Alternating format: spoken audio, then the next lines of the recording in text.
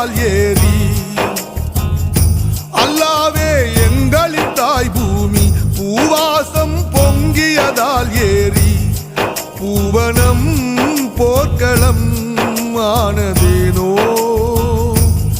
பணிவிழும் மலைகளில் பலிகள் ஏனோ யா அல்லாஹ் என் காஷ்மீர் அழகாய் மாறாதா யா அல்லாஹ் என் காஷ்மீர் அமைதி காணாதா